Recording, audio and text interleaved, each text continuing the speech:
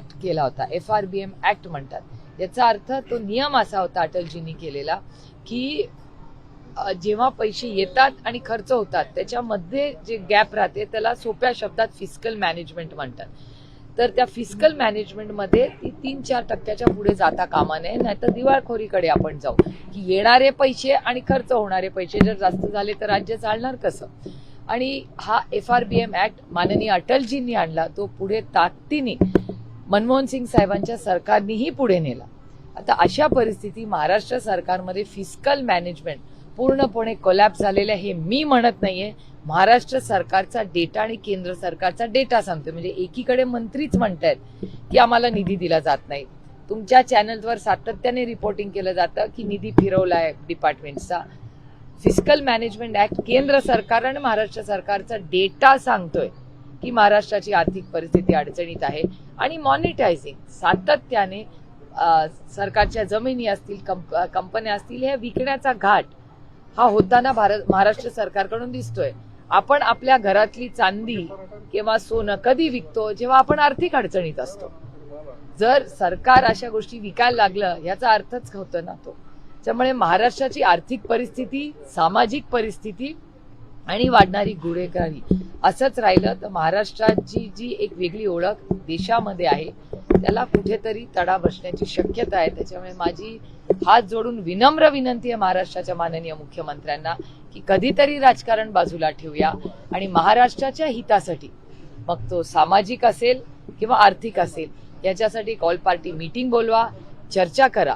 आपल्याला आठवत असेल की ऑपरेशन सिंदूरच्या वेळेस आम्ही पहिला देश, मग राज्य, मग पक्ष आणि मग कुटुंब, तेव्हा आम्ही सगळ्यांनी आमचे राजकीय मतभेद टाळून आम्ही जगभर सगळे विरोधी पक्षातले लोकही गेलो आणि आपल्या देशासाठी आपण एक झालो. आता वेळ आहे महाराष्ट्रासाठी एक येण्याची, महाराष्ट्राच्या आर्थिक परिस्थितीसाठी आणि महाराष्ट्राच्या सामाजिक परिस्थिती. या संदर्भामध्ये प्रश्न आहे, आर्थिक परिस्थितीचा आपण उल्लेख केला, शिवभोजन थाळीचा उल्लेख केला. मुख्यमंत्री कार्य प्रशिक्षणार्थी जे आहेत त्यांचा प्रश्न चिघळलेला आहे. एकनाथ मामांच्या गावाला जाऊया असं म्हणत ते आता ठाण्याला जाणार. आता कोणी कुठे जायचं, एका सशक्त लोकशाहीमध्ये त्याचा अधिकार आहे. मी हा फार सातत्याने म्हणजे मी माननीय मुख्यमंत्र्यांना गेले अनेक महिने विनंती करते की काही विषयांमध्ये कधीतरी राजकारण बाजूला ठेवून राज्याचं हित हे केंद्रबिंदू ठेवून काम करण्याची गरज आहे.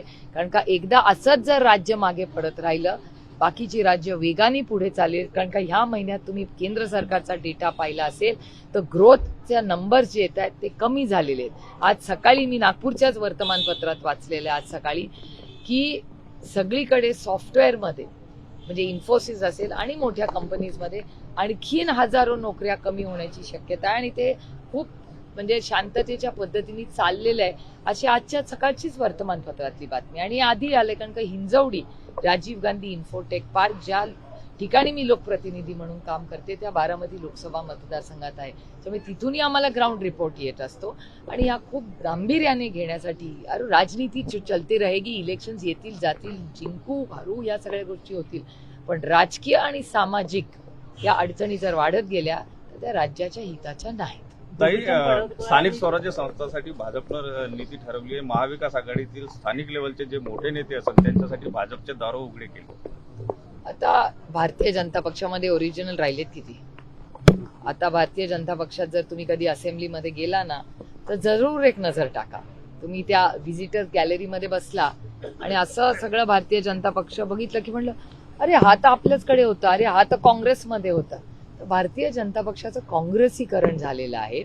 आणि मला अनेक वेळा प्रश्न पडतो की ज्या लोकांनी विरोधी पक्षात भारतीय जनता पक्षाने असताना ज्यांनी सतरंज्या उचलल्या, लाठ्या काढल्या, आंदोलनं केली, ज्यांनी तो विचार, हे बघा आपल्याला विचार पटो न पटो पण ते त्यांच्या विचाराशी निष्ठावान होते आणि त्याचा मी आदर करते. आणि मला भारतीय जनता पक्षाचे खूप मोठे नेते, माझं भाग्य की मला त्यांना जवळून पाहायची संधी मिळाली. पार्लमेंटमध्ये अटलजी असतील, अडवाणीजी असतील, सुषमाजींना मी गुरु मानते. जरी आमचे विचाराचे अगदी टोकाचे मतभेद असले तरी एक अतिशय सुसंस्कृत महिला ज्यांनी संसदेत अतिशय उत्तम काम केलं त्यांना त्या बाबतीत मी गुरु मानते. आणि मी अनेक वेळा, ही पहिल्यांदा नाही, मी 100 वेळा हे पार्लमेंटच्या फ्लोअर ऑफ द हाऊसवर बोललो की अरुणजी असतील, सुषमाजी असतील, हे आयकॉन्स होते आमच्यासाठी. आम्ही जेव्हा पहिल्यांदा पार्लमेंटमध्ये आलो असं वाटायचं की यांनी भाषण करत जावं आणि आम्ही ऐकत राहावं, कारण का शिकलो आम्ही त्यांच्याकडून की पार्लमेंटमध्ये कसं वागायचं. त्याच्यामुळे ती भारतीय जनता पक्ष आणि आजच्या भारतीय जनता पक्षामध्ये प्रचंड एक वेगळं वातावरण आहे. मला विश्वासच बसत नाही की अरे किती चांगलं आणि सुसंस्कृत भारतीय जनता पक्ष होते. प्रकाशजी असतील, प्रकाशजी आहेत कुठे आज, आम्ही मिस करतो त्यांना. किती सुंदर ते स्पोक्सपर्सन होते. त्यामुळे काय कल्चरली झाले. आणि अर्थातच आज भारतीय जनता पक्षामध्ये काँग्रेसचे नेते हे जास्त दिसतात. काही जितेंद्र आव्हाडांनी कामाख्या देवीचं दर्शन घ्यायला ते गेले होते. याआधी जेव्हा की एकनाथ शिंदे तिथे गेले तर बळी दिला जातो त्या ठिकाणी असं त्यांनी म्हटलं. याच्याकडे तुम्ही कसं बघता? नाही, प्रत्येक जण जो जातो तिथे थोडी बळी द्यायला जात असेल. काही लोक दर्शनाला पण जातात कामाख्याला. आता एवढे खासदार आसामला जेव्हा जातात तेव्हा सगळे खासदार काय बळी देत नाहीत. काही लोक जातात असं लोक म्हणतात. मला याची फारशी माहिती नाही, पण काही लोक म्हणतात की नुसतं जायचं आणि नमस्कार करून यायचं, आणि काही लोक बळी देतात. त्यामुळे जितेंद्र आव्हाड कदाचित नुसतं दर्शन करायला गेले असतील, आणि दर्शन करण्यात त्याच्यात काय वाईट. माझं म्हणणं आहे कुठलंही दर्शन करण्यासाठी ज्याचा आपली निष्ठा ज्याच्यावर आहे त्याचा आशीर्वाद घेण्यासाठी नेहमी माणसांनी नतमस्तक व्हावं. चांगली गोष्ट आहे. एक मिनिट एका वेळेस एकाच प्रश्नाचं उत्तर देऊ शकते. त्यांनी पत्रकार परिषदेत मनाई केली तालिबानच्या परराष्ट्रमंत्री. मला माहिती नाही, मी माहिती काढून तुम्हाला कॉमेंट देते. मी आहे अजून 2 तास. मी याची डिटेल घेते कारण का तो एमईएचा प्रश्न आहे. मी एमईएचा प्रियंका गांधींनी पण टीका केली. मी एमईएचं जर झालं असेल तर मी एमईएची डिटेल माहिती घेऊन तुम्हाला नक्की बाईट देईन, कारण एमईए हे इश्यूज खूप सेन्सिटिव्ह असतात. मी नेहमी जेव्हा एक्सटर्नल अफेअर्सचा विषय असतो तेव्हा नेहमी विचार शांतपणे, कारण का हा राजकीय विषय नसतो, हा देशाचा विषय असतो. त्याच्यामुळे देशाच्या बाबतीत आम्ही सगळ्यांनी संवेदनशीलपणे बोललं पाहिजे. कल मनसे की महिलाओं ने गोपीचंद पडळकरांनी जयंत पाटलांवर जमीन हडपल्याचे आरोप केले. तो टीव्हीवर कशाला करायचा? मुख्यमंत्र्यांच्या इथे करा ना, नाही तर कन्सर्न अथॉरिटीला करा. ते आरोप करायचे ना ते चॅनलवर नाही करायचे. तरी या देशामध्ये हा देश भारतरत्न डॉक्टर बाबासाहेब आंबेडकरांच्या संविधानाने चालतो, कोणाच्या मनमर्जीने चालत नाही. उगाच काही आरोप करायचे आणि टीव्हीच्या समोरून यायचं असा नाही होता. यंत्रणा आहे, यंत्रणेत जा. आणि आजकाल ऑनलाईन पण कंप्लेंट करता येतं. काय एवढं मोठं. मी तुम्हाला खरं सांगू, मला अशा वेळेस ना अरुण जेटली साहेबांची आठवण येते. म्हणजे मीडियाने त्याचा चुकीचा अर्थ काढू नये, पण अरुणजी नेहमी सांगायचे. आता isakal.com आहे देशातील नंबर 1 ची मराठी न्यूज वेबसाईट. प्रत्येक अपडेटसाठी isakal.com ला नक्की भेट द्या.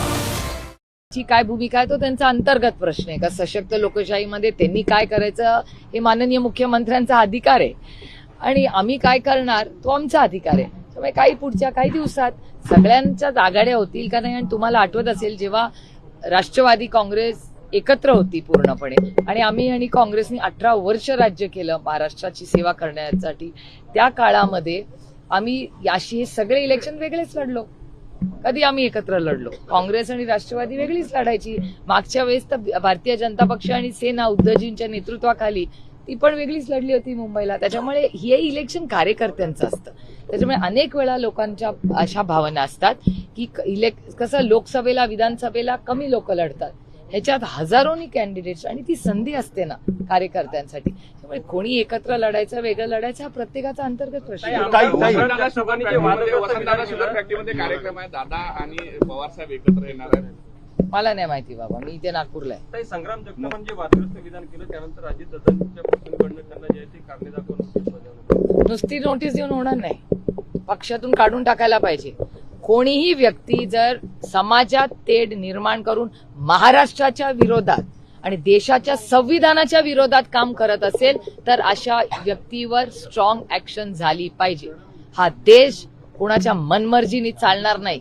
हा देश भारतरत्न डॉक्टर बाबासाहेब आंबेडकरांच्या संविधानाने चालणार, आणि त्यांचे जे स्टेटमेंट येत आहेत हे महाराष्ट्राच्या भारताच्या संविधानाच्या विरोधात आहे. त्याच्यामुळे ह्याच्यापेक्षा जास्त स्ट्रॉंग ऍक्शन आम्हाला अपेक्षित आहे. आणि हा विषय राजकीय नाहीये, हा सामाजिक भारताच्या आणि महाराष्ट्राच्या ऐक्याचा विषय आहे. मनसे की कुछ महिलाओं ने मारपीट की है. पॅकेज जाहीर झालेलं आहे, पण कर्ज वसुली सुद्धा थांबली पाहिजे. हे आमचं तर सातत्याने, म्हणजे मी माननीय मुख्यमंत्र्यांना अनेक वेळा विनंती केली आहे की कर्ज वसुली ही म्हणजे सुरू कशी होते. हा माणुसकीचा वेळ आहे आणि आम्हालाही त्याच्यात राजकारण करायचं नाही. ही राजकारण करायची वेळच नाही. आपली लोक अडचणीत येतो. आपण सगळ्यांनी उतरून त्यांच्या मदतीसाठी काम केलं पाहिजे आणि ते माय बाप सरकार आहे. म्हणजे सरकारने अर्थातच वसुलीची वेळच नाहीये. मनसे की महिलाओं ने मारपीट की, उसका वीडियो वायरल हुआ है, परप्रांतीय महिला से मारपीट की। माझी सगळ्यांनाच विनंती है, मेरी सबसे विनती है कि ये लड़ाई झगड़े ये हमें किसी को भी शोभा नहीं देते.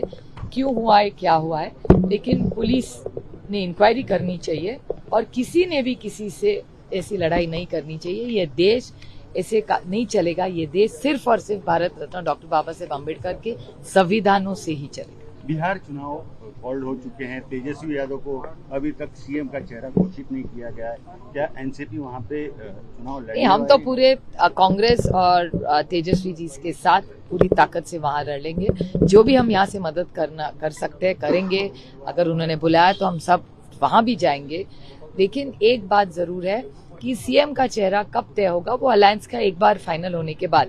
बीजेपी का तय हो गया क्या फाइनल चेहरा? तो फिर राज ठाकरे 14 तारीख को चुनाव आयोग से मिलने जाने वाले हैं महाविकास आघाड़ी के साथ में, तो क्या उनका इनकमिंग हो गया है? नहीं, मेरे ख्याल से 14 तारीख को प्रेस कॉन्फ्रेंस भी है. जितने सवाल चाहिए आपके वहाँ वाले बॉम्बे वाले को रिपोर्टर को पूछ लीजिए आप.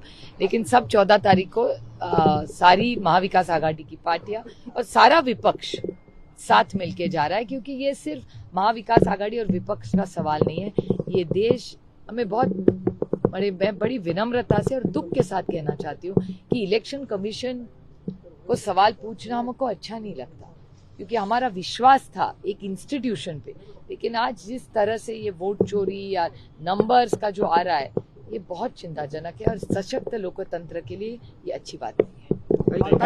कबूतर खाण्याविरोधात मनीषा कायदेवर नाराज आहे एकनाथ शिंदे आणि जैन समाजी नाराज. हे नाही मला माहिती आता. देश विदेशातील प्रत्येक घडामोडींचे लाईव्ह अपडेट मिळवण्यासाठी आता साम टीव्हीच्या सर्व सोशल मीडिया प्लॅटफॉर्मला लाईक, फॉलो आणि सबस्क्राईब करा. तसंच सर्व नोटिफिकेशनसाठी बेल आयकॉन प्रेस करायला विसरू नका.